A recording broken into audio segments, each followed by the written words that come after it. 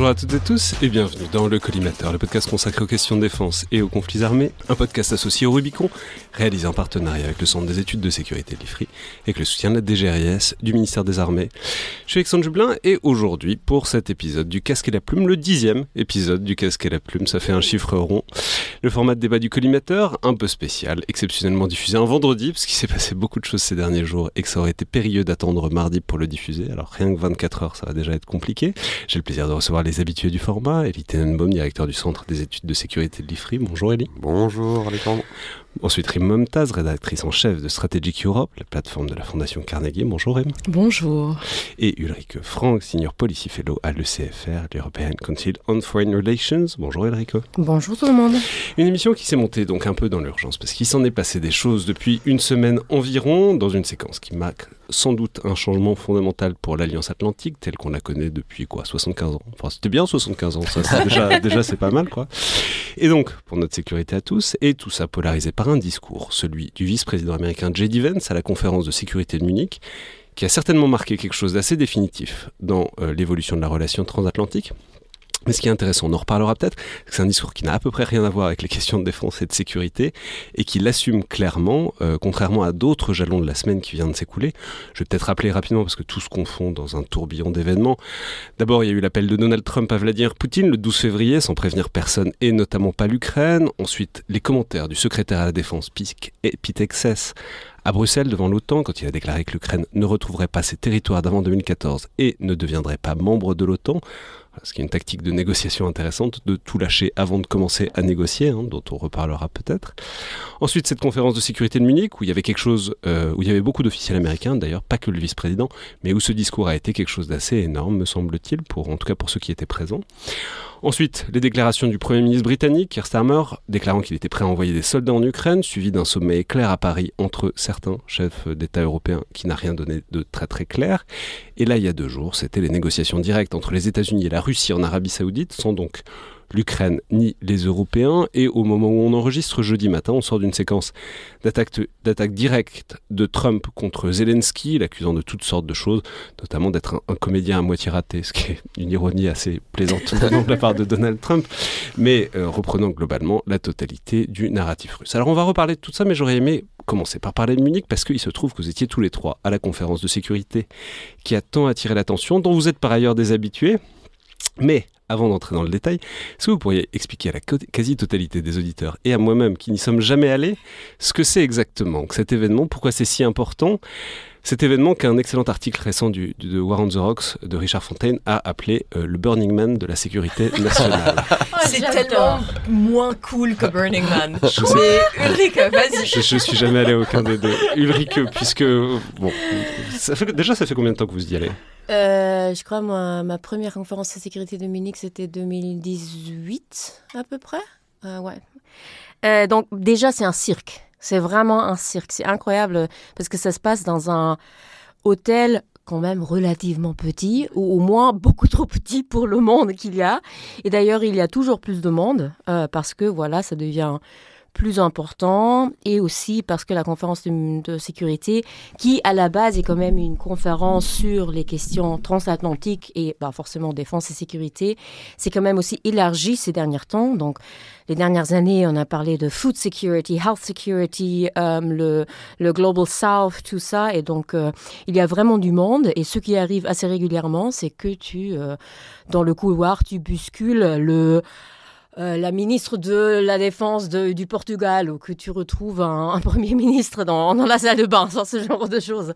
Mais bon, peu importe. Et c'est fait explicitement pour... C'est tout l'intérêt de ce genre de truc. Voilà, et donc ce qu'il faut retenir en fait, c'est qu'il y a, si vous voulez, trois choses qui se passent en même temps. Il y a la salle principale, où il y a les grands discours, donc justement celui de Vance, celui de Zelensky, tout ça. C'est important, mais ça c'est les grandes déclarations préparées pour un public plus grand. Deuxièmement, il y a les side events. Donc, il y a énormément de plus petits événements, breakfast, déjeuner, tout cela, où il y a les experts qui parlent entre eux. Ça, à mon avis, c'est le plus utile pour des gens comme nous, parce que là, tu es dans une petite salle d'une quinzaine de personnes, il y a 3 anciens ou current premiers ministres autour de la table, il y a des experts et tout. Et là, on parle vraiment du fond. Et puis, troisièmement, il y a toutes les conversations à côté, donc les bilats entre chefs d'État, ça, c'est ce qui se passe aux toilettes. Aussi. Dans les chambres d'hôtel, en fait. Dans les chambres d'hôtel. Donc là, c'est vraiment où des trucs sont peut-être pas décidés, mais peut-être négociés, où il y a vraiment des choses qui peuvent se passer ou au moins préparer.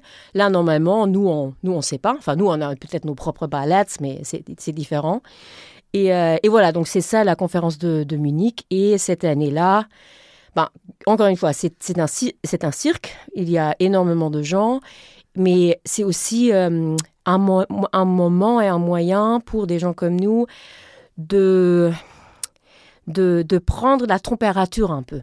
C'est avoir une idée de qu'est-ce que pense la communauté stratégique européenne transatlantique, quels sont les sujets qui sont vraiment au top de l'agenda, et voilà, c'est quoi le sentiment principal. Et là, c'était assez utile, je trouvais, être à Munich, parce que justement, on avait ce discours de J.D. Vance, tout au début, plus ou moins, le vendredi, qui a choqué plus ou moins tout le monde, et donc il a eu énormément de réactions et de discussions après cela. Et voilà, tout le monde était un peu en panique, je crois. Ouais, vos impressions, l'un et l'autre, à la fois sur ce que c'est que cet événement et peut-être un début sur les vibes de cette année. Alors, moi, c'était ma première. Donc, oh, wow. Ouais, absolument. Ça vous a plu ? Oui. Enfin, effectivement, le contenu était quand même assez tragique. Donc, et l'ambiance, on va en parler, était quand même pas du tout au beau fixe. Évidemment, le lieu est tout à fait ce que vient de décrire Ulrike. Je reviens sur le fait que c'était la première parce que, en fait, on a historiquement quand même une présence relativement faible des Français sur Munich. On n'a pas dit Munich. Et avant, historiquement, c'est la Wehrkunde Conference, donc qui était sur une conférence sur l'art militaire, sur la science militaire pendant la période de la guerre froide, et donc c'était vraiment le lieu où on parlait des missiles stratégiques, tactiques, de la situation très très guerre froide, très crise des euromissiles, on va dire, comme ambiance. Ça, et comme l'a dit Ulrike, ça s'est élargi à des sujets beaucoup plus de sécurité globale, mais c'était et c'est resté le haut lieu de la relation transatlantique, de vraiment de la relation euro-atlantique sur les questions de sécurité. Donc évidemment l'Allemagne et le Royaume-Uni en majesté et les États-Unis, on peut dire que c'est assez courant qu'il y ait des vice-présidents. Je crois pas qu'il y ait vraiment de président qui soit américain qui soit déjà venu, mais en tout cas les vice-présidents, je crois que Kamala Harris était à la dernière. Enfin bon, c'est assez courant. On peut dire il y a aussi un moment historique assez important, c'est le discours en 2007 de Vladimir Poutine qui a fait un grand discours très agressif à la conférence de Munich, qui a à certains égards déclenché la séquence, en tout cas marqué le début de la séquence. Oui, qui annonçait la volonté de Vladimir Poutine de changer finalement l'ordre de sécurité en Europe post-guerre froide, et que beaucoup de gens ont relu rétrospectivement en disant finalement dans ce discours il y avait tout ce qui allait se passer dans les 10-15 années suivantes. Donc moi c'est ça qui m'a frappé. Les Français étaient historiquement pas forcément très présents, ils le sont toujours peu. On a organisé avec Héloïse Fayet, Thomas Gomard un side event, on parle donc deux chercheurs. Héloïse, tout le monde connaît Thomas Gomard, le directeur exactement de l'IFRI. Donc un side event IFRI à la MSC, c'est la première fois qu'on le faisait, et c'est la première fois que des think tanks français finalement pousse l'idée d'aller dans ce nid encore une fois euro-atlantique où les Français ont été pour les raisons dont on a déjà parlé souvent à ce micro, un petit peu ils l'avaient snobé, sans pour autant le snobber complètement. Il y a toujours eu des Français qui venaient évidemment, mais il y a eu Macron au moins Emmanuel Macron est venu à 2 reprises. Non, je dis pas que les Français sont absents, mais globalement vous les voyez moins. Les élèves français arrivent donc quand le nid est en train de tomber de l'arbre. Coïncidence.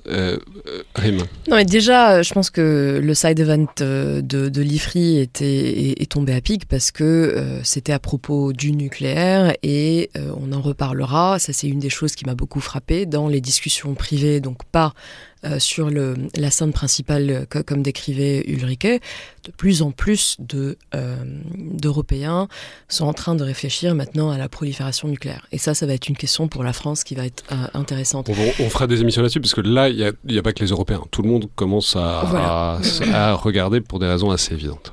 Exactement, et je pense que c'est aussi un des marqueurs du basculement mondial qu'on est en train de vivre, avec peut-être des conséquences assez, potentiellement dramatiques. Moi, c'était ma 8e Munich Security Conference. J'avoue que chaque année, j'apprends un peu plus à mieux gérer.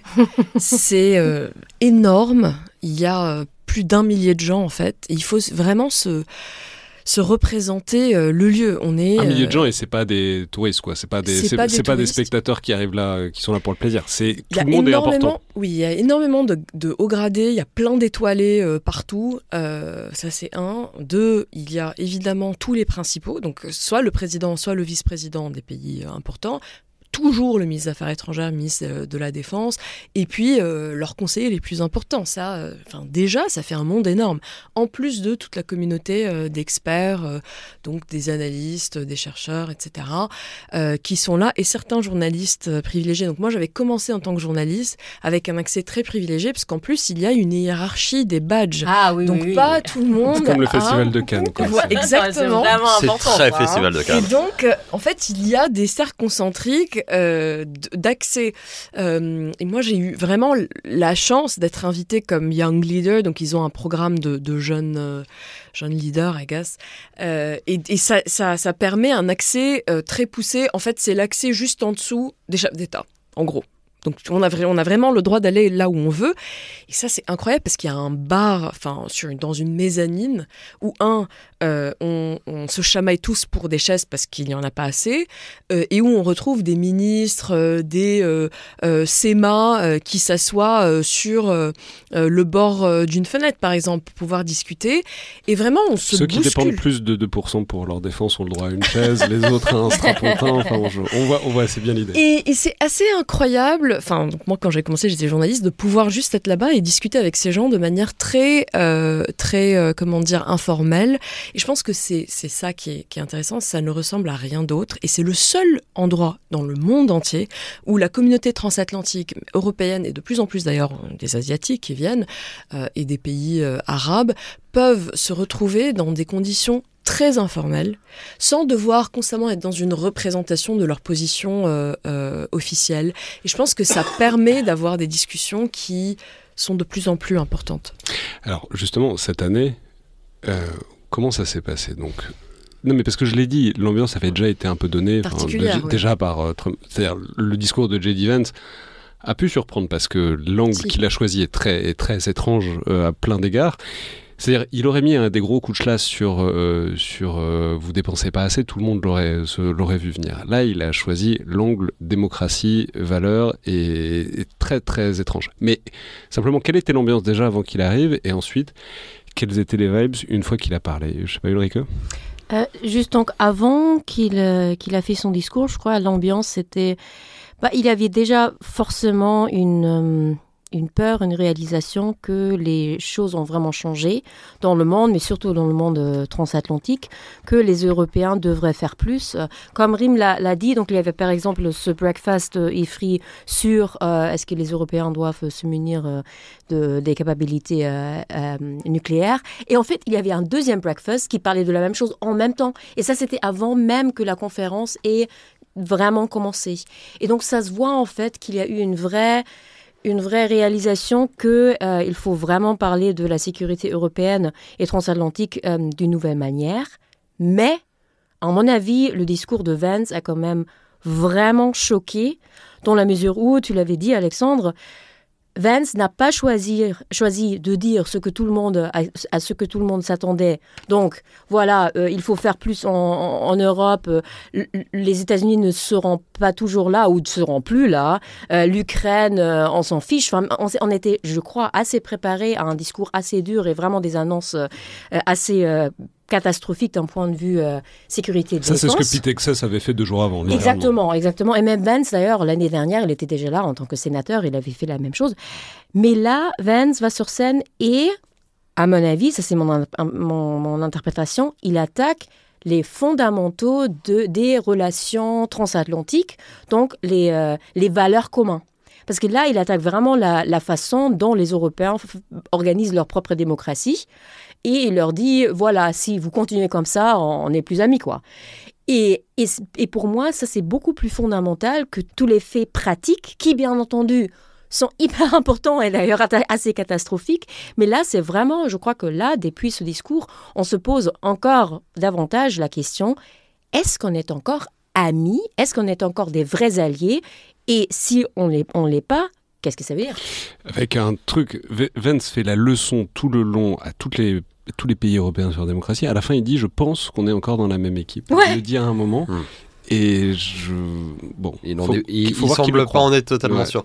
Effectivement, deux points. Donc le discours arrive dans un deuxième temps. Le premier temps, c'est Access, donc c'est la défense. C'est-à-dire que en fait, les Américains disent ce que beaucoup d'entre nous ont dit à ce micro depuis très longtemps, mais ce que beaucoup d'Européens ne voulaient pas croire, c'est-à-dire que en s'accrochant finalement à quelques sénateurs qui leur donnent un peu d'espoir, à quelques idées qu'il y a quand même des gens sérieux autour de l'administration, ils disent bon bah finalement le décrochage américain va arriver moins vite, sera moins brutal qu'on le craignait. Bon, Access arrive et donne effectivement d'emblée à Bruxelles, à Ramstein, l'impression que c'est bien le scénario du pire, c'est-à-dire d'une volonté américaine de réduction sur l'essentiel, au moins de leur engagement conventionnel en Europe. On ne parle pas de l'Ukraine encore, je veux dire, non seulement ils lâchent l'Ukraine, mais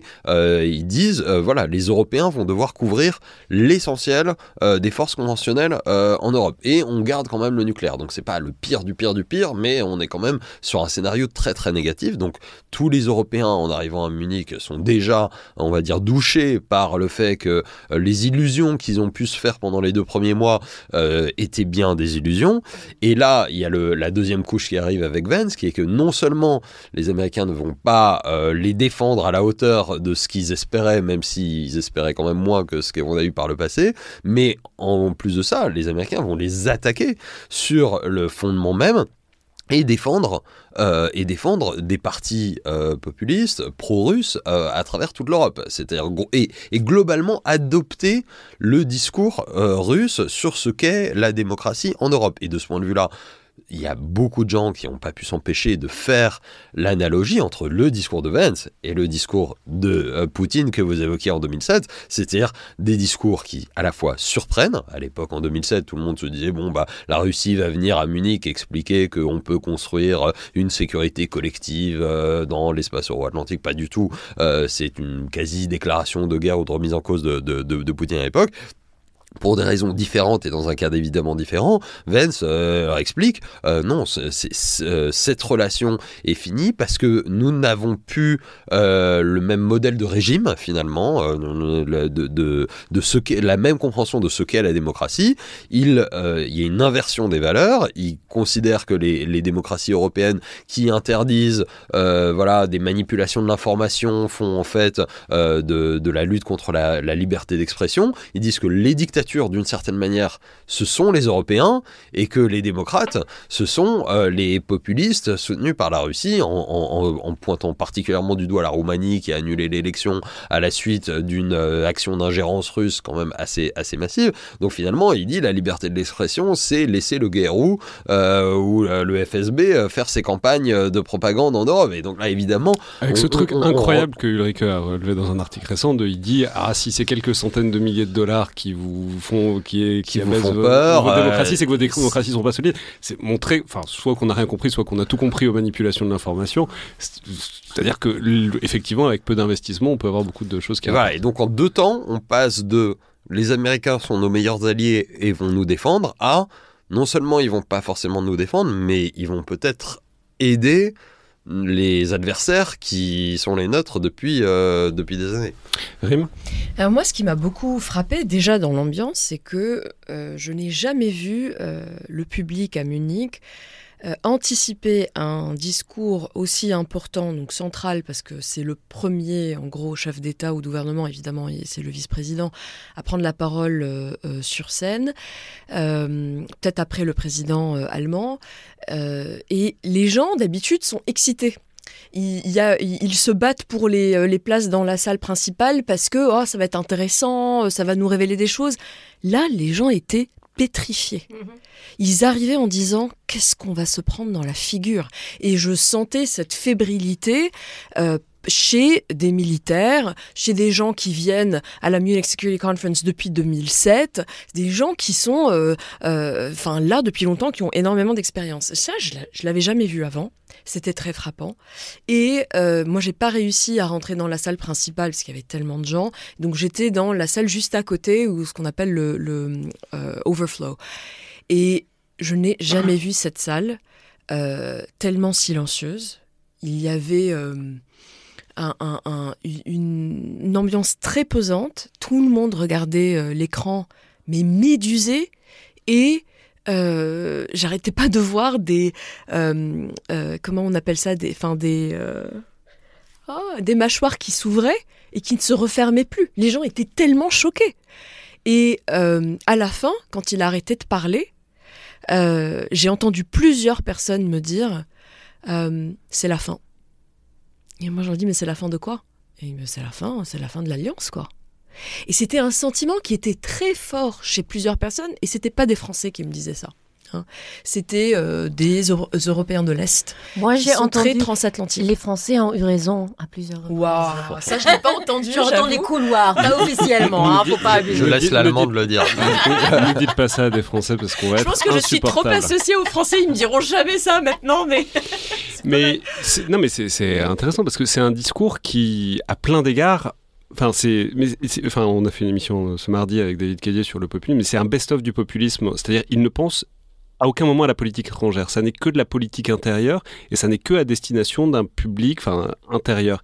Et il y a, et avec une volonté forcenée de dire on fait l'exact inverse de Biden. Et il le dit plusieurs fois. Il dit there's a new sheriff in town, Donald Trump, mais il dit on veut faire exactement l'inverse et on veut vous apprendre. C'est frappant parce que c'est un discours de politique intérieure qu'il a fait, mais dans un pays qui n'est pas le sien. Mais j'ajouterais, il y avait une dimension très sournoise, c'est qu'on sait tous que dans l'administration Trump, c'est lui qui est le plus proche de ce qu'on appelle les tech bros aux États-Unis, donc en fait les chefs de ces grandes compagnies de tech, comme Musk, mais comme d'autres, et qu'en fait il ne serait pas là où il est sans leur soutien financier énorme. Et donc, quand il arrive... J.D. Vance, c'est un parcours très particulier. Il y a 4-5 ans, il essayait de se positionner comme républicain anti-trumpiste, etc. Et qu'il y a le 180 degrés, mais qui va avec la conversion de la tech américaine aussi au néofascisme, appelons ça comme ça. Et en fait, ils l'ont abordé en lui disant on va te transformer en vice-président et on va te financer à coût de centaines de millions, et il est où il est aujourd'hui. Et donc, quand on connaît ces coulisses, c'est d'autant plus sournois. Donc moi, je suis totalement d'accord avec Elie quand il dit le problème, c'est qu'on a le vice-président des États-Unis qui reprend mot à mot toute la rhétorique russe, qui, depuis 15 ans, essaye, et des fois y arrive, d'affaiblir les fondements de la démocratie libérale en Europe.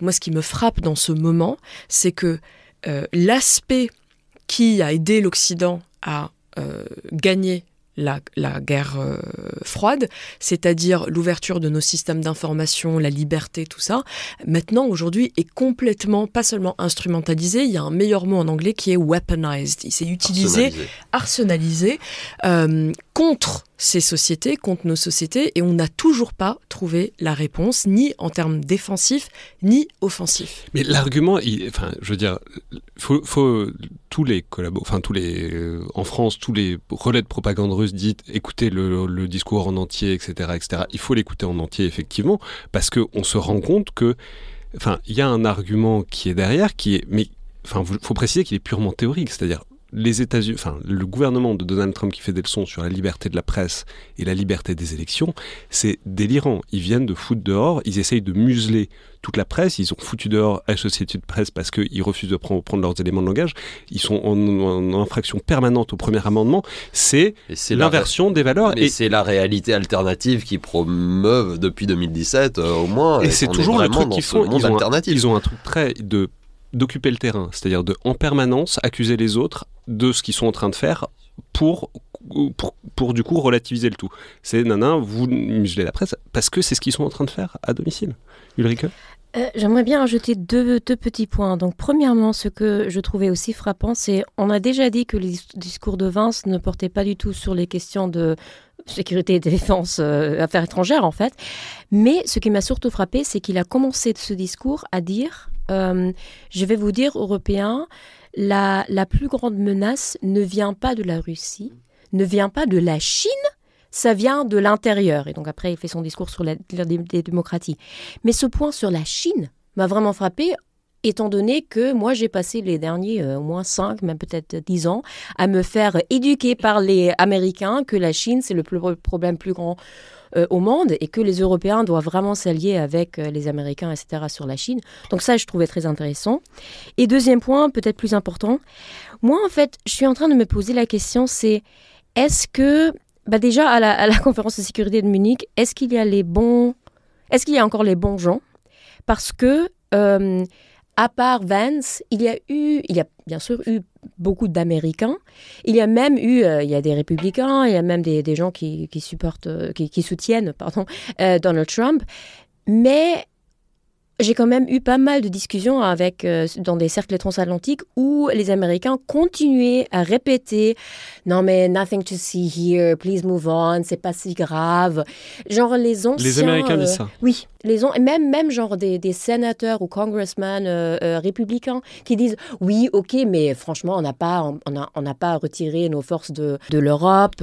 Faut... Oui, ouais, genre respirer, faut pas être paniqué et tout cela ». Et ça, je trouvais vraiment frappant parce que franchement, le message principal, c'est faut paniquer. Tout un tas de personnes qui n'ont absolument aucun accès aujourd'hui à la Maison-Blanche, à la décision, et qui effectivement continuent à diffuser un discours, on va dire ancien, et d'ailleurs des gens, et on voit l'âge de gens comme Lindsey Graham ou Roger Wicker, les sénateurs qui étaient là, qui effectivement, républicains, canal historique, continuent à dire aux Européens exactement ce qu'ils ont envie d'entendre, et d'une certaine manière retardent la prise de conscience européenne, parce qu'ils disent quand même, il y a un sénateur qui est président du comité du Sénat sur les forces armées, et il dit vous inquiétez pas, on va toujours être là, et finalement il y a toujours des Européens, et à Munich ça se divisait un petit peu entre ceux qui continuaient malgré tout ce qui s'est passé à s'accrocher à des petits morceaux d'espoir, d'illusion,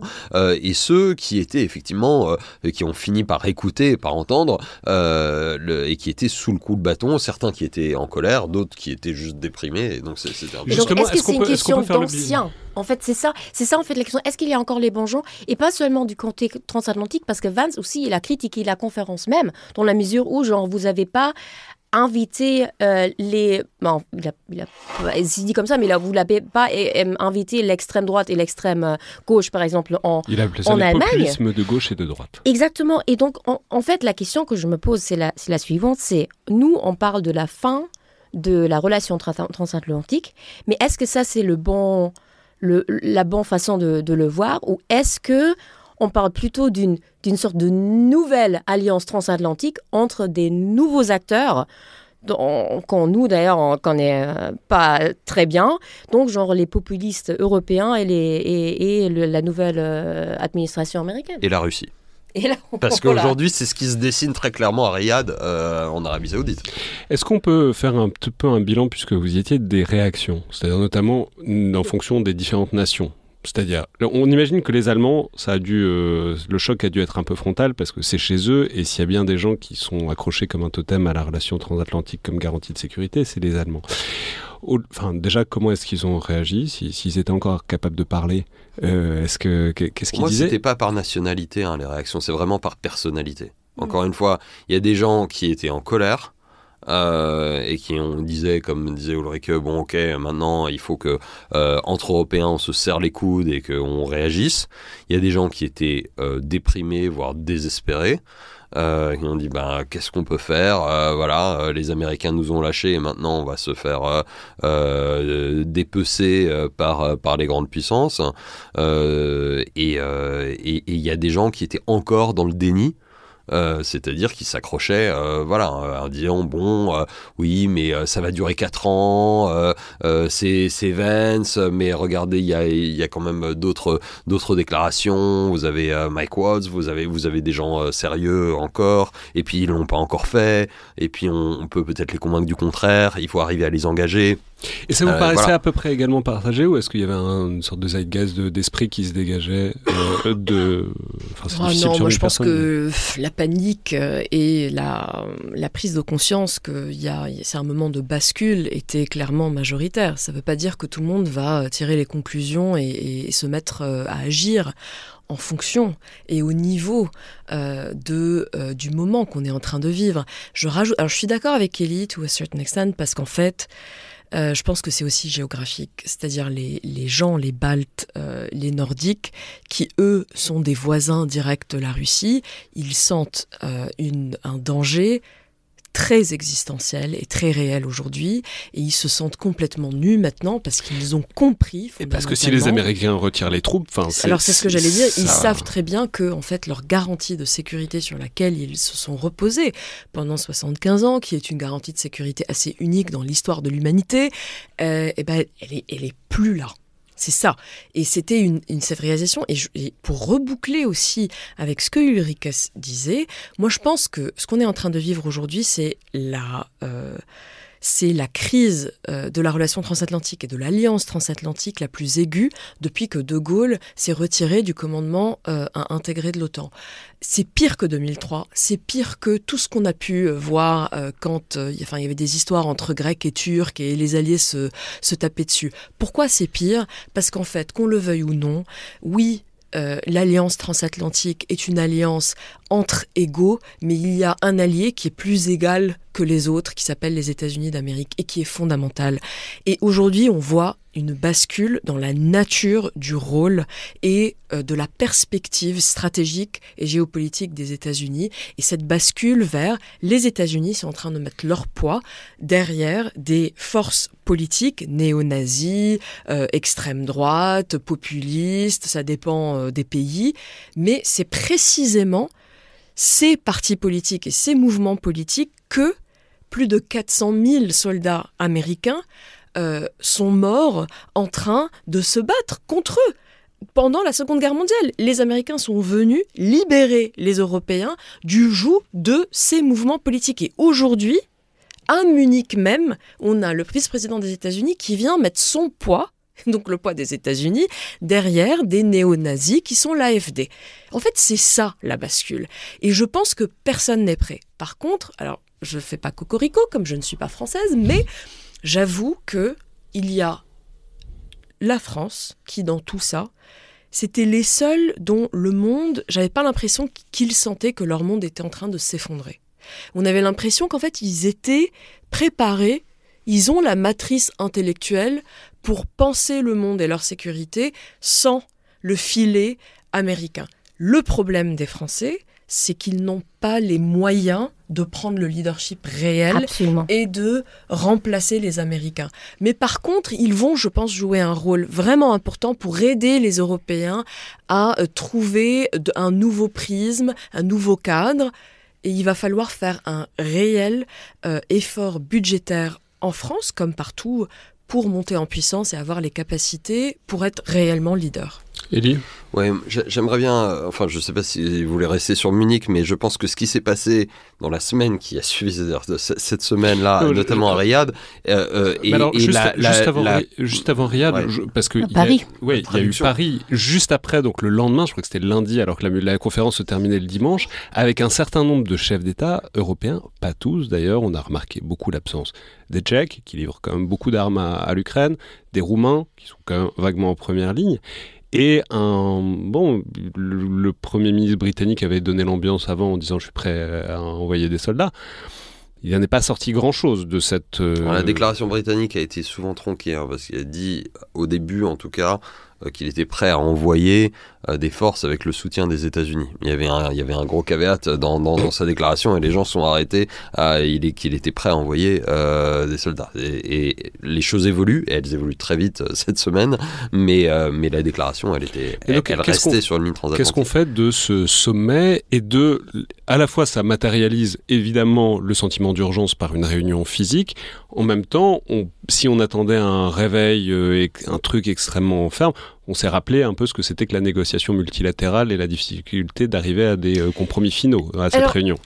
Si je peux me permettre, je pense que c'est très parlant que ces réunions aient eu lieu à Paris et qu'en fait, les Européens étaient très contents de venir à Paris. Et qu'il y a eu beaucoup de gens qui étaient pas contents d'être exclus parce qu'ils voulaient en être. Ce qui est un changement chez les Européens incroyable. C'est-à-dire se battre pour faire partie d'une discussion sur sécurité, défense, sans les Américains ou avec eux. Très intéressant, premièrement. Deuxièmement, alors moi au début, j'ai trouvé le format de lundi pas génial.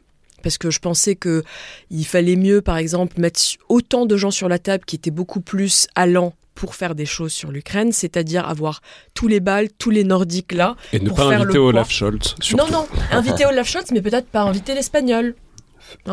Faire en sorte que Olaf Scholz soit plus en minorité. Exactement. Disons. Après, en réfléchissant, je me suis dit, c'était pas con non plus de la part de l'Élysée. Lundi, de commencer avec un truc plus classique, c'était un format qui était déjà établi quelques semaines auparavant par Rutte, mais on en reparlera. Et en fait, avoir les Italiens, les Espagnols, les Allemands qui sont en fait très réticents, mais même aussi des Polonais qui sont pas totalement clairs, parce que ça permettait, d'éviter d'être accusé d'exclure les gros. Et puis deuxièmement, ça permettait de leur donner la priorité de se révéler comme étant très réticents et n'étant pas vraiment très constructifs dans ce moment. Et là, donc mercredi, il y a eu une autre réunion plutôt par visio avec le noyau dur des pays européens qui sont prêts à faire des choses. Alors, pas tous au même niveau, ils sont pas tous encore alignés, mais c'est vraiment le noyau dur qui est beaucoup plus à même de faire des choses intéressantes sur la défense. Et là, on carbure, on arrive à avancer sur des trucs opérationnels et on n'a plus besoin de perdre du temps avec que ce soit les Italiens, les Allemands, etc. On verra les Allemands, peut-être qu'ils vont rattraper s'il y a un changement de leadership. Ulrika ?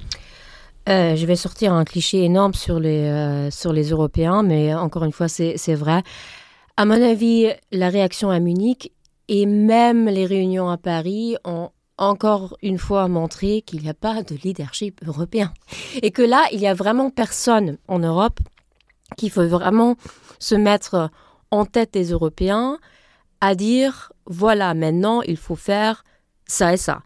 Bien entendu, Macron l'a essayé d'une certaine manière quand il a réuni tout le monde à Paris, ce qui est bien, mais on sait bien surtout, ceux qui nous écoutent, que Macron n'a pas de gouvernement fonctionnant et qu'il sera plus au pouvoir dans 2 ans. Bien entendu, les Allemands, et d'ailleurs la conférence de Munich pour les Allemands, c'était un moment hyper bizarre parce que nous, on a les élections ce dimanche. Et donc oui, Scholz était là. Mais bon, on sait tous qu'il sera plus chancelier ça va prendre un peu du moment, donc dans quelques mois. Et les autres, donc Merz, n'étaient pas encore assez en position. Le leader de la CDU qui est très pressenti pour prendre le pouvoir. Exactement, forcément, on ne sait pas encore parce qu'il y a des coalitions et tout, mais on croit qu'il sera le prochain chancelier. Lui, il était premièrement pas encore assez en position pour être vraiment fort, mais aussi, faut l'avouer, je l'ai aussi pas trouvé très fort, juste rhétoriquement, il aurait pu dire plus et il n'a pas vraiment fait. Donc voilà, leadership un peu partout manque. Et ce qui est quand même frappant, c'est que, à mon avis, le discours le plus, pas pro-européen, mais le plus européen, le discours avec une vision, une grande vision pour l'Europe, si vous voulez, ça venait de Volodymyr Zelensky. Oh, putain, j'ai cru que vous alliez dire Boris Pistorius. J'en étais certain. Pistorius a fait une réplique très, très bien pour Vance. C'était... Je peux rappeler pour les auditeurs qui n'ont pas écouté tous les casques à plumes que Ulrike est fan de Boris Pistorius, mais on est tous un peu fans de Boris Pistorius à l'échelle de l'Allemagne. Non, mais sérieusement, Zelensky, je trouvais assez frappant parce que c'est vraiment lui qui a fait un discours un peu positif, disons, un peu visionnaire. Il a parlé des forces armées européenennes, ce qui... Bon, j'aime pas trop, mais bon, peu importe, c'est lui qui en fait était sur scène qui a dit l'Europe, faut vraiment qu'on change quelque chose. Et d'ailleurs, il a parlé de l'Europe avec l'Ukraine, bien entendu.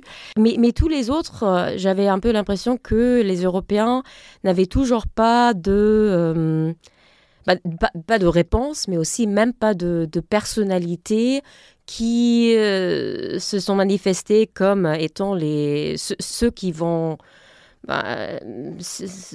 garantir que ce changement se fait. Je vais juste arriver rapidement. Je pense que Macron, il n'a plus que 2 ans et demi et en fait, ça peut le libérer. C'est pas nécessairement une mauvaise chose. Le problème, c'est... Vous avez l'impression qu'il était très entravé par plein de complexes jusque-là? Non, c'est une vraie question. Il peut dire ce qu'il... Alors, j'avoue que oui, c'est pas la personnalité du personnage. Non, mais ce que je veux dire, c'est que ça va être intéressant de voir. Je veux pas rentrer dans trop de clichés, mais est-ce que c'est son moment où il devient Churchill ? Ou est-ce que c'est son moment où en fait il rentre dans des référendums à la con de politique intérieure française et où il va complètement se perdre. Donc ça c'est un choix qu'il doit faire. Mais je pense que 2 ans et demi, il peut faire plein de choses sur l'Europe et la sécurité de l'Europe sans aucun problème. Il a un peu perdu aussi la légitimité parmi les Européens, par contre, non? Pas seulement à cause de... C'est pas ce que j'ai senti à Munich. Alors là, pour le coup, moi j'étais très surprise parce que je suis pas du tout dans... Enfin bref, les Européens, beaucoup m'ont dit on est vraiment dans la merde, on a besoin d'Emmanuel. Ah oui? Parce que moi, j'ai toujours un peu l'impression que justement, parce que ça fait quand même longtemps qu'il parle d'autonomie stratégique, mais ça, c'est vrai qu'il a un peu perdu le momentum, parce qu'il en fait, le cliché, c'est qu'il parle beaucoup et fait moins. Non, mais donc... ils disent, on a besoin d'Emmanuel. Enfin, c'est eux qui disent Emmanuel. Moi, j'appelle pas le président de la République Emmanuel, juste pour être clair. Mais donc, eux, dans leur discussion, ils disent qu'ils ont besoin d'Emmanuel Macron. Et en même temps, ils disent, on espère qu'il va, cette fois-ci, savoir délivrer. Donc, c'est les deux en même temps, juste pour être clair. Emmanuel, l'étymologie, c'est en hébreu, c'est Dieu est avec nous. On a effectivement différents niveaux sur le format de lundi. On a des Européens. Le sentiment, il y a un sentiment de frustration quand même, qui est que après l'élection de Donald Trump, beaucoup d'entre nous ont dit il y a une fenêtre de 3 mois, la lame duck session, novembre, décembre, pardon, et puis janvier, où les Européens ont le temps de construire une coalition sur l'Ukraine qui pourra être un noyau aussi de quelque chose de plus large pour l'Europe de la défense. Il faut y aller, le proposer aux Américains pour façonner d'une certaine manière, anticiper leurs demandes et mettre quelque chose sur la table, parce que c'est pas encore très clair dans la tête de l'équipe de transition et dans ceux qui arrivaient. Il y a eu un début de ça en début décembre avec Notre-Dame, à la rencontre de Notre-Dame, où effectivement Emmanuel Macron a montré une forme de leadership, de capacité à anticiper et effectivement à marquer des points, à faire reculer un petit peu Trump sur son récit, sur l'Ukraine, etc. Et ensuite, il y a eu un trou d'air. Il y a eu un trou d'air parce que c'était le moment de continuer à enfoncer le clou, à constituer cette fameuse coalition sur l'Ukraine, à proposer quelque chose. Et là, les Européens ont dit, bon, finalement, regardez, c'est pas si terrible, on a des signes plutôt positifs, ne faisons rien, n'anticipons rien, attendons de voir à quelle sauce les Américains avec ce réflexe permanent depuis toujours si on fait quelque chose, ils vont se barrer plus vite. Exactement. Si vous anticipez, si ça se trouve, vous allez avoir des bonnes nouvelles. Finalement, c'est toujours, encore une fois, cet état de déni, d'illusion, de s'accrocher à des espoirs, etc. On trouve toujours des excuses pour temporiser, avec des Européens qui sont toujours très polis, qui sont toujours très positifs sur le transatlantique. Et finalement, on a perdu ce temps-là. Et à Munich, il était presque trop tard. Et donc, on a eu cette précipitation. Et encore une fois, lundi, on voyait bien que certains avaient des visions très différentes. Et ensuite, au sein des Européens, on a quand même un certain nombre de pays qui espèrent tirer leur épingle du jeu dans des relations bilatérales particulières, et ça aussi on en a parlé, la bilatéralisation qui avait été anticipé. On a Meloni en Italie, évidemment, qui a une relation qui pour l'instant est une affinité idéologique avec l'équipe Trump, qui cherche à tirer son épingle du jeu, qui a dit qu'elle était perplexe, qu'elle y croyait pas, même si évidemment ensuite ils ont réussi à la faire venir. Et puis je pense qu'il y a une relation qu'ils arrivent à nouer, notamment Emmanuel Macron avec Meloni, mais on voit bien que c'est un petit peu d'écart. Bon, les Allemands qui sont effectivement plus ou moins hors jeu, paralysés par l'élection. Les Polonais, au même moment de Munich, vous aviez Access qui était à Varsovie, qui érigeait la Pologne en modèle de pays. Voilà, ça c'est un allié qui a fait le travail, qui est bientôt à 5%. Et donc finalement, les Polonais, et qui eux aussi ont une élection à venir, qui finalement les se Polonais, positionnent un petit peu différent. On a été ouais. très étonnés à Paris de voir qu'ils n'étaient pas parmi les plus chauds pour faire les choses les plus agressives. Mais c'est pas lundi qu'on l'a appris, ça fait là envoyer aussi des des mois. Non, mais ça fait des mois qu'ils le disent en fait. Ce qui surprend un peu quand on voit l'ampleur de leur réarmement, on est toujours un peu surpris qu'ils soient pas hyper chauds pour faire des trucs pour l'Ukraine. On en reparlera. Moi, je suis effectivement déçu de l'attitude polonaise, mais on voit bien comment ils essayent de tirer une épingle du jeu sur une bilatéralisation. Et donc finalement, voilà, on a. Je veux pas cracher du tout sur le format. Je pense que la dynamique qui a été lancée lundi, comme Rim l'a dit, elle se poursuit 2 jours plus tard par un autre format et sans doute la semaine prochaine par des choses qui vont encore avancer. Donc il y a quand même vraiment une dynamique qui se met en place. Il y a un sentiment d'urgence qui arrive. Là où je m'interroge, c'est quand même à quel moment ils vont parler à leurs opinions. Parce que tout ça, on parle de choses qui sont des changements. Ça a été éculé, le terme de changement de paradigme, mais franchement, là, on y est bien. On parle de 3, 4, 5% de PIB de la défense. On avait fait une émission là-dessus. On sait à quel point c'est des changements radicaux. On parle d'engagement face à une puissance nucléaire, la Russie peut-être sans le filet de sécurité américain, c'est des choses radicales. Alors voilà, on a Emmanuel Macron qui parle à la presse quotidienne régionale, ça commence là aussi, mais à un moment il va falloir, de la même manière qu'au moment du Covid, voilà, il y a eu quelques adresses à la nation qui étaient un peu dramatiques, il va falloir en parler aussi, et pour l'instant ça reste une affaire de chancellerie, de think tankers ou de podcasters sur ces questions-là. Et honnêtement, le grand public, ne regarde ça en spectateur. Et là où c'est une énorme différence avec Covid, c'est que malheureusement, l'écrasante majorité des populations de l'Union européenne ne se sentent pas directement concernées par ce qui est en train de se passer. Ça reste quelque chose de très abstrait. C'est pas le cas, par exemple, des Estoniens, c'est pas le cas des Finlandais, qui eux sont littéralement à la frontière avec la Russie, et eux, leur population sont très au courant. Et d'ailleurs, leurs gouvernements font des plans de comment on dit ça, readiness, de préparation opérationnelle, de disponibilité. Et donc, qui commencent à dire à leur population, il faut garder chez vous des boîtes de conserve, il faut avoir de l'eau, il faut être prêt, il faut, etc. Suède aussi. Et en Suède. On est très, très, très loin de ça, même pas seulement en Allemagne et en France, mais dans d'autres pays aussi, qui sont plus en Europe centrale, par exemple. Et donc là, ça va être très compliqué parce qu'évidemment tout le monde aussi, tous ces pays font face à une situation, une conjoncture économique qui n'est pas favorable, à une montée clairement des populismes qui soient de droite, d'extrême droite ou d'extrême gauche, et puis des populations qui franchement n'ont pas envie, ne comprennent pas l'enjeu réel. Oui, je voulais juste ajouter une, évidence anecdotique, et c'est que hier, j'ai fait une émission dans une radio plus ou moins locale, allemande, et c'était une de ces émissions où les gens appellent et disent ce qu'ils pensent. Et donc, c'était 1 heure sur tous les sujets qu'on vient d'aborder. Et moi, je fais ça assez souvent, et moi, j'étais complètement préparée au Russlandversteher, aux gens qui disent, les pacifistes allemands qui me disent non, mais pourquoi vous parlez toujours de la guerre et tout cela. Il n'y avait aucune personne qui a présenté ces arguments. 100% des gens qui ont appelé ont dit là, il y a vraiment quelque chose qui a changé.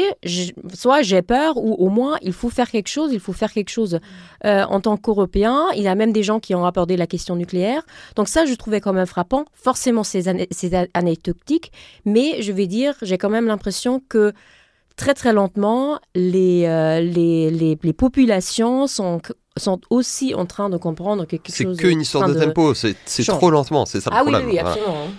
Juste pour terminer, il faut parler de Riyad, de ce qui est en train de se passer. Donc, rencontre, alors qui était prévue, je crois, depuis un certain temps, mais pas annoncé, mais prévu. Pas annoncé, mais plus ou moins prévu. Mais donc, Marco Rubio et Lavrov qui se retrouvent au même endroit, au même moment.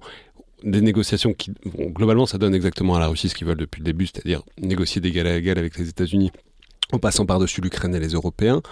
Voilà, qu'est-ce qu'on fait de cette séquence-là, au-delà de ce que ça va donner? J'imagine que ça va prendre un peu de temps s'ils ne se couchent pas totalement tout de suite, mais de ce que ça veut dire et de la manière dont la chose est intégrée et dont on réagit en Europe. On a un système, je ne veux pas dire de poupée russe parce que c'est le mauvais terme dans l'occasion. C'est un très bon terme.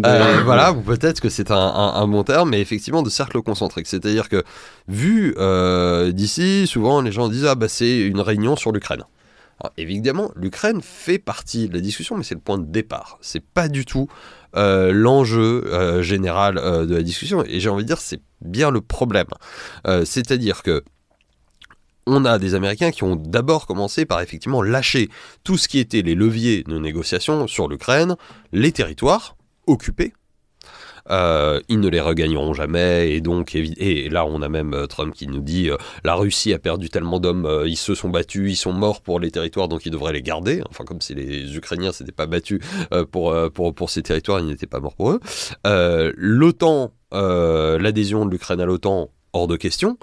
Et la contribution américaine à des garanties de sécurité, hors de question. Donc ça c'était les trois leviers finalement, en échange de quoi? Certes, c'était plus ou moins dans des équations, on savait que les Américains allaient le donner, la question c'était en échange de quoi ils allaient le donner. En échange d'une acceptation d'une garantie de sécurité européenne, d'autres choses, et finalement, d'emblée, donc technique de négociation quand même assez désarmante, ils disent ça, déjà, c'est pas sur la table, donc pour les Russes, qu'est-ce qui reste à négocier? Tout le reste. C'est-à-dire les territoires annexés, non occupés, donc est-ce qu'ils vont encore avancer plus loin?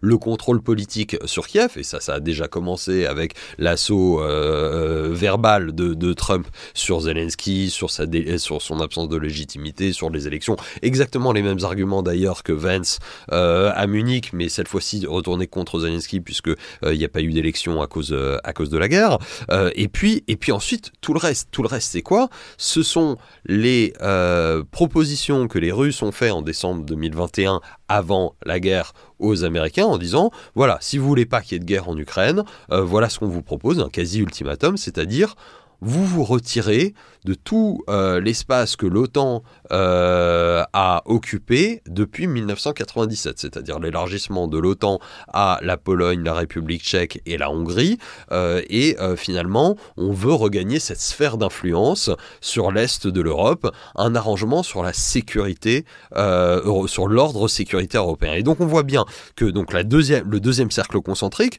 c'est au-delà de l'Ukraine, l'Europe est effectivement sur la table, et c'est une négociation entre Américains et Russes avec une médiation saoudienne sur l'avenir de ce que doit être la sécurité en Europe, et donc bien sans les Américains, non seulement sans les Européens, donc non seulement sans les Ukrainiens, mais sans les Européens, alors qu'il s'agit bien d'une discussion plus large. Et enfin, troisième cercle, c'est ce que certains ont appelé le Grand Bargain, une grande négociation qui pourrait, dans laquelle finalement il ne s'agit pas que de l'Europe, il s'agit de la relation russo-américaine avec l'idée de sphère d'influence, et finalement la question de la relation entre la Russie et l'Iran, entre la Russie et la Chine, et là où les Américains peuvent effectivement vouloir un certain nombre de choses, et dans lequel l'Europe finalement est un prix ou un don que les Américains peuvent faire en échange d'autres choses sur d'autres régions. Et donc là on voit bien le caractère quasi dramatique, je suis désolé, de la situation, où on a bien une discussion entre grandes puissances dans laquelle l'Europe est une monnaie d'échange en tant que telle sur d'autres sujets. Alors je suis d'accord. Sauf qu'il faut rappeler aussi que la Russie n'est plus une grande puissance, ce n'est pas l'URSS. Et donc déjà d'emblée, que les États-Unis se mettent au niveau de la Russie et lui donnent l'impression et l'illusion que la Russie est au niveau des États-Unis, c'est quand même assez dingue. C'est dingue et c'est inespéré pour la Russie. Et à Moscou, ils peuvent lui ériger une statue sur la place rouge. Absolument. Alors, totalement d'accord que, en fait, l'objet de ces discussions, c'est la normalisation des relations. C'est aussi une négociation de normalisation d'un côté avec des Russes qui sont très techniques, très compétents, qui connaissent l'Occident de l'intérieur, qui savent exactement de quoi ils parlent, et le côté américain qui était représenté, ce ne sont pas les professionnels de la relation avec la Russie et des enjeux de l'OTAN. Donc ça pose un petit problème, voyons ce que ça va donner. C'est aussi une négociation de normalisation, alors que la Russie occupe un pays souverain, en Europe en plus, avec une administration américaine qui est menée par un homme qui ne croit pas fondamentalement aux alliances. Ce n'est pas une manière d'organiser le monde à laquelle il adhère. Lui, il croit réellement aux rapports de force du 19e siècle et donc aux sphères d'influence. Et le danger pour l'Europe, c'est qu'on arrive à un point de chute où la Russie et les États-Unis et la Chine se partagent le monde en sphères d'influence. Et l'Europe est vassalisée, d'un côté ou de l'autre. Donc ça, c'est la deuxième chose. Le troisième point, moi, qui me semble très important à formuler de cette manière, c'est qu'aujourd'hui, il faut comprendre en Europe que la sécurité de l'Europe n'est plus la même que la sécurité de l'OTAN. Et que donc, les Européens doivent apprendre à assurer leur propre sécurité d'une manière complémentaire à l'OTAN, ils ne peuvent pas remplacer l'OTAN, mais que l'OTAN n'est pas là pour tout. Et je termine sur tout ça est déjà dramatique. Ce qui rend la situation tragique, c'est que à ce moment-là, avec tout ce qui est en train de se passer, Trump commence à taper très dur sur Zelensky publiquement, avec des éléments de langage et de la désinformation, des mensonges russes. Quand il dit l'Ukraine aurait pu arrêter la guerre, je suis désolée, c'est la Russie qui a commencé la guerre et c'est à la Russie d'arrêter la guerre en se retirant de l'Ukraine. Et deuxièmement, quand il dit Zelensky a 4% de cote de confiance, il est à 54%, exactement le même que Trump. Et ça, sans parler il l'accuse de corruption, ce n'est pas vrai. Il n'a pas pris des centaines de milliards d'argent des États-Unis, il ne les a pas mis dans la défense de son pays. Donc tout ça est vraiment, on est dans une situation tragique. Ulrike ?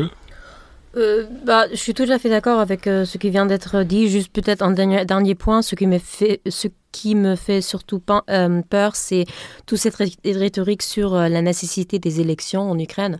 Parce que ça, c'est vraiment un point, d'ailleurs ça aussi, ça vient de la Russie, et ça, c'est un point qui qui pose problème pour les Européens, qui bien entendu sont pour la démocratie, pour les élections, etc., et qui ont du mal à expliquer en fait pourquoi là franchement c'est pas le moment de c'est un cheval de Troie de toute façon. Absolument, c'est à 100% un cheval de Troie, mais ça pose problème je crois pour les Européens plus que d'autres sujets. Donc juste ça c'était vraiment malin en fait.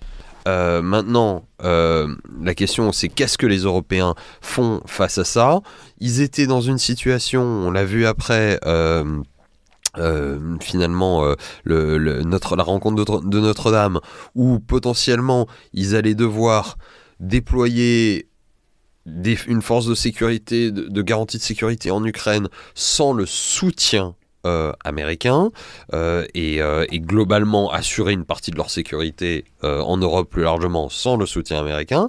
La question, vu la tournure que prennent les choses à Riyad et finalement la manière dont les Américains achètent et s'approprient l'argumentaire russe, c'est-à-dire qu'on est sur un quasi retournement d'alliance là, hein. Clairement on est sur des Américains qui maintenant tapent sur les Ukrainiens et défendent la Russie. Combien de temps ça va durer ? Après, encore une fois, on a une présidence Trump qui peut être erratique et c'est pas tout à fait impossible qu'il y ait des retournements ou des mouvements d'humeur. Mais si on est sur cette dynamique-là, c'est pas sans le soutien américain que les Européens vont devoir agir, c'est peut-être contre la volonté des Américains qui pourraient voir dans une volonté américaine, dans une volonté européenne de maximiser les garanties de soutien à l'Ukraine, un risque de faire capoter le deal que les Américains veulent négocier à Riyad. Et donc là, c'est encore un autre jeu que de le faire, encore une fois, face à une opposition active des États-Unis. Et ça, c'est tout ce qui va se jouer dans les semaines à venir. Et honnêtement, je ne sais pas si on est prêt à faire ça. Juste pour terminer, rapidement, parce que tout le monde doit y aller, coup de cœur, coup de gueule, peut-être, Ellie ? Moi, mon coup de gueule me fait de la peine, mais je dois le dire, c'est contre le gouvernement actuel de Donald Tusk en Pologne. On a vu, et de manière extrêmement spectaculaire, un effort considérable, une prescience, j'ai envie de dire, de la Pologne sur l'environnement de sécurité en Europe depuis au moins 2014, un effort de défense, et ils arrivent, on a produit une note là-dessus à l'IFRI, à un outil de défense qui est remarquable, même s'il n'est pas totalement achevé et qui est en expansion. Et maintenant qu'on en a besoin précisément pour notamment sauver l'Ukraine, on a un gouvernement qui se cache derrière l'arrivée d'élections présidentielles au mois de mai pour finalement trouver une excuse pour dire non, c'est pas possible de contribuer à une force de garantie, une force de réassurance. Et j'avoue avoir du mal à comprendre, parce qu'il me semble qu'il y a un consensus aujourd'hui en Pologne pour le soutien, même si j'entends qu'il y a des questions d'héritage historique, qu'il y a des questions de prise de risque qui sont pas les mêmes vues de Varsovie que vues de Paris. Mais c'est vrai que c'était le moment, enfin c'est en tout cas un moment pour Varsovie de montrer qu'ils ont changé de ligue en Europe, qu'ils sont devenus l'une des grandes puissances militaires en Europe et que nous avons besoin d'eux, et je le dis en tant que Français, nous avons besoin de la Pologne et nous n'y arriverons pas sans la Pologne, en tout cas avec un déploiement de forces terrestres, et aujourd'hui ils s'y refusent. Voilà, j'espère que ça va changer. Ça vaut le coup de le discuter davantage, je crois, dans une prochaine émission. Je suis pas tout à fait d'accord. Ulrike, vous avez la parole, gardez-la. Non, parce que mon coup de cœur vient après celui de Rima. Moi, j'ai un coup de cœur pour la première ministre danoise et puis les Nordiques en général. Mais la première ministre danoise, il faut comprendre que les Danois ont toujours été très, très, très pro-américains, atlantistes. Et aujourd'hui, en fait, ils font le virage. Ils sont très clairs sur la nécessité d'aller vite, de s'armer et de faire des choses sans les États-Unis. Je rajouterai pas un coup de cœur total, mais je commence à voir que dans les médias conservateurs aux États-Unis, on commence à tourner contre Trump sur sa manière de reprendre les éléments de langage russe contre les Européens, par exemple dans le Wall Street Journal et dans Page 6. Et ça, c'est intéressant. Ulrike ? C'est vrai que Mette Frederiksen, la première ministre danoise, était très forte sur scène à Munich.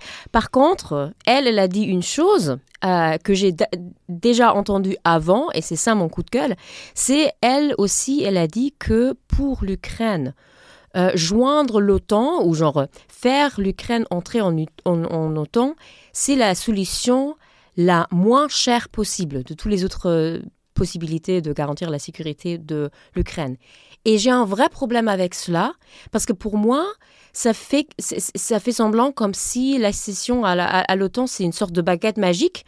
On les fait entrer et après, ils sont sécurisés, il ne faut rien faire.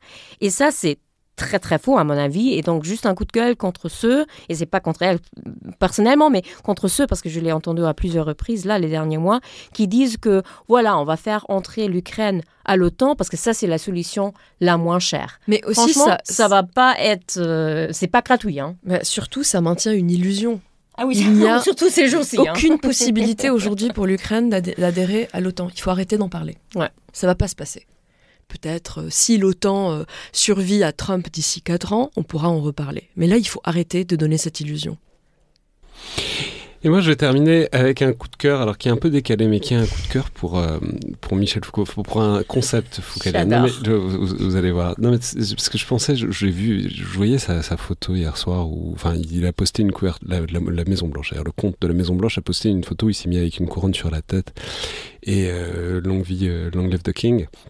Et il m'a fait penser tout de suite à Ubu Roi d'Alfred Jarry, et ça m'a fait penser à un truc que je suis allé chercher. C'est dans un cours de Michel Foucault de 1975 qui s'appelle Les Anormaux, où il théorise ce truc sur le grotesque. Il appelle ça la souveraineté grotesque. Et où il remarque que c'est pas une erreur, ça fait partie de la chose. Et donc je suis allé rechercher le passage, il appelle ça donc la terreur ubuesque, la souveraineté grotesque, ou en d'autres termes plus austères, la maximalisation des effets de pouvoir à partir de la disqualification de celui qui le produit. Ceci, je crois, n'est pas un accident dans l'histoire du pouvoir, ce n'est pas un raté de la mécanique. Il me semble que c'est l'un des rouages qui font partie inhérente des mécanismes du pouvoir. Et l'idée, c'est que le grotesque, c'est pas une erreur, c'est le pouvoir s'incarne malgré le fait qu'il soit grotesque, et il s'incarne d'autant plus. Il écrit juste un peu, enfin il dit un peu plus loin, il me semble qu'il s'agit au contraire de manifester de manière éclatante l'incontournabilité, l'inévitabilité du pouvoir, qui peut précisément fonctionner dans toute sa rigueur et à la pointe extrême de sa rationalité violente, même lorsqu'il est entre les mains de quelqu'un qui se trouve effectivement disqualifié. Ça marche très bien. Foucault, ça marche très bien pour l'Empire romain, les empereurs Jean Néron, Caligula, qui faisaient sénateur leur cheval, etc. Jusqu'à Mussolini, d'ailleurs. Mussolini était parfaitement grotesque, et son pouvoir s'incarnait malgré le fait, et parce qu'il était grotesque. Mais ça marche très bien aujourd'hui. Alors ça marchait très bien hier avec Poutine, et surtout avec Kadyrov. Il y a quelques années, il était complètement grotesque, mais en fait son pouvoir fonctionnait quand même. Et aujourd'hui, ça marche extrêmement bien avec Trump ou avec ça. C'est-à-dire, on peut les ridiculiser, mais ils se nourrissent de ce ridicule dans une large mesure, et ça rend encore plus évident leur pouvoir. Le fait qu'ils aient tout ce pouvoir, malgré leur ridicule profond de Excess qui fait des pompes, etc., de Trump dans tout ce qu'il fait et dans toute sa tête. Et voilà, il me semble que c'est quelque chose de pas inintéressant à garder en tête pour les mois et les années qui viennent, qu'on va passer à regarder le Trump Show à travers l'Atlantique. Cette idée que, pour le dire d'une manière qui n'a aucun sens pour Michel Foucault, it's not a bug, it's a feature, le ridicule fait partie du dispositif de pouvoir de Trump, parce qu'il a ce pouvoir malgré le fait qu'il soit ridicule, ce qui le rend encore plus grand et encore plus inévitable, incontournable, ce pouvoir. It's not a bug, it's a feature, c'est-à-dire c'est pas un dérapage, ça fait partie des composantes essentielles, quoi. J'avais oublié que vous traquiez les anglicismes, mais je reprends le terme de Foucault, ceci, je crois, n'est pas un accident dans l'histoire, ce n'est pas un raté de la mécanique, c'est l'un des rouages. Merci beaucoup à tous, merci beaucoup à Elie aussi qui a dû filer parce qu'il avait un rendez-vous. Voilà, je ne sais pas quand on se retrouve, peut-être que ça va mettre un petit moment pour Ulrike, puisqu'il y a un heureux événement qui arrive, mais dans tous les cas, évidemment, à suivre dans les jours et les semaines qui viennent. C'était donc Le Collimateur, un podcast produit par Alexandre Jublin et distribué par Binge Audio. Comme d'habitude, remarques, commentaires, retours, notes, appréciations, tout ça est très apprécié et très utile sur les outils d'Apple Podcast ou de Spotify. Merci à toutes et à tous et à la prochaine fois.